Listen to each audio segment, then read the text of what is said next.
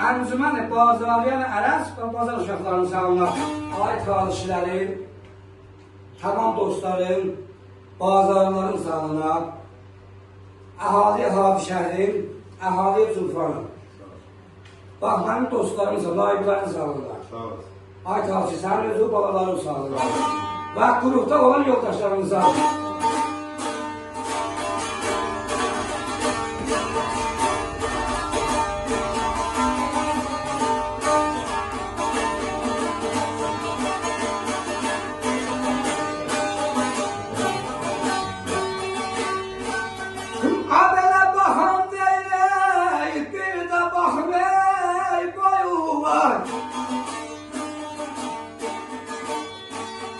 Baxam deyilək, bir də baxım ey boyu var. Ay Allah'ım ey bəxtəvəri, gözəlsən ay balam, gözəlsən ay balam, gözəlsən.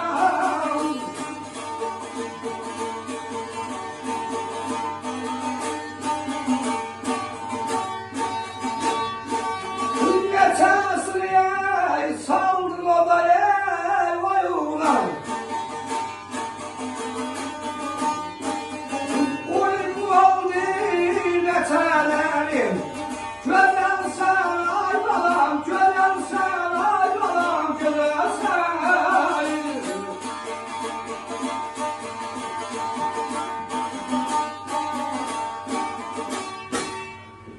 Baxam deyə bir də baxım boyu var.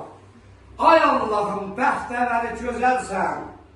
Neçələrini saldın oda, oyuna, uygun oldu neçələri gözəlsən.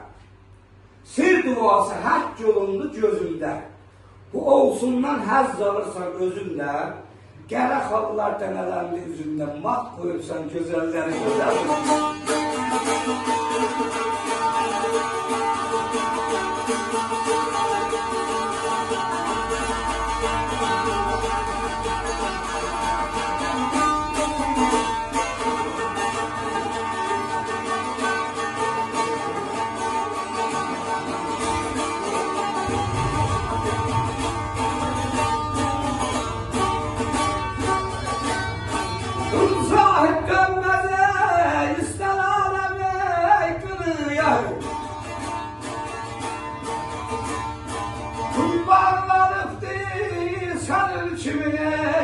Soğanı ay balam, soğanı ay balam, soğanı ay.